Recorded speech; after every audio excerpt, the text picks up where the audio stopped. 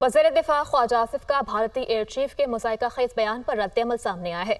भारतीय air chief के दावे गैर मौकूल हैं। उनकी जानिब से कहा गया कि भारत ने यह फर्जी दावा करने के लिए 3 माह का अरसा लगाया, जो कि बजाते खुद एक मुज़ायका खेज़ बात है।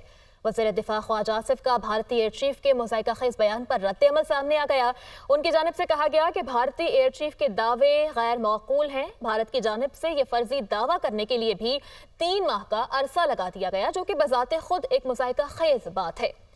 वज़ीर दिफा ख्वाजा आसिफ का भारतीय एयर चीफ के मुज़ायका खेज़ बयान पर रद्द-ए-अमल सामने आ गया है। इस हवाले से बात करेंगे। डॉक्टर कमर चीमा ने हमें ज्वाइन किया है, तज्ज़ियाकार हैं। सर, बहुत शुक्रिया आपके वक्त के लिए। सर, भारतीय एयर चीफ की जानिब से मुज़ायका खेज़ बयान सामने आया, वो भी मार्का हक के 3 माह के बाद, क्या कहेंगे इस पर आप? बहुत शुक्रिया। देखिए, ये अब इंडियन एयर चीफ जो है वो अपने सियासतदानों की जो सियासी साख है उसको बचाने की कोशिश करने लगे हैं। ये सवाल पैदा होता है कि जिस दिन भारत के चीफ ऑफ डिफेंस स्टाफ ने कहा था कि हमारे जहाज गिरे हैं, ये बात उन्होंने उस दिन क्यों नहीं की?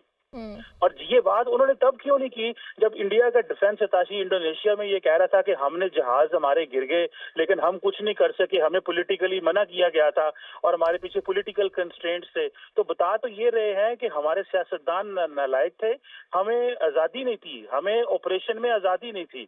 तो जब इंडिया का चीफ ऑफ डिफेंस स्टाफ नहीं मानता, जब इंडिया का डिफेंस अताशी इंडोनेशिया में नहीं मानता, और फिर अभी अगले दिन इनकी पार्लियामेंट का इजलास हुआ है, पार्लियामेंट के इजलास में defence minister, home minister, prime minister ने तो बिल्कुल जिक्र नहीं किया कि पाकिस्तान के कुछ जहाज गिरे हैं।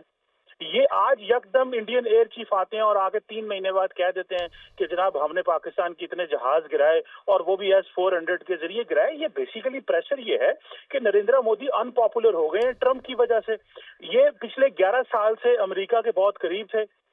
जब ट्रंप ने टैरिफ्स लगाए, अनपॉपुलर हुए, तो अब अवाम के सामने क्या लेके जाएंगे? तो अवाम पहले भी अपनी फौज का इस्तेमाल करते रहे हैं, आर्मी का इस्तेमाल करते रहे हैं।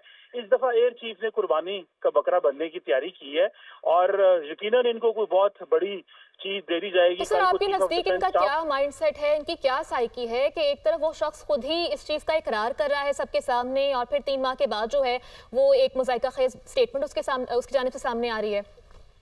देखिए, इनका माइंडसेट बड़ा क्लियर है। माइंडसेट ये है कि वो जो ग्लोबल आइसोलेशन है, जो ग्लोबली तन्हा होते जा रहे हैं, पहले चाइना के साथ इनका ताल्लुक नहीं था, अब अमेरिका के साथ ताल्लुकात खराब हो गए हैं। तो ये इंडियन अवाम को क्या बताएंगे कि पाकिस्तान से आप जंग हार गए, बांग्लादेश आपसे नाराज है, अमेरिका आपके साथ खड़ा नहीं हुआ, चाइना से आपकी वैसे लड़ाई है, रशियन प्रेसिडेंट इनके पास आने को तैयार नहीं है। तो नरेंद्र मोदी की खारजा पॉलिसी तो एक्सपोज होकर रह गई है और जंग भी हार गए। ठीक है सर, साथ ही मौजूद रहिएगा।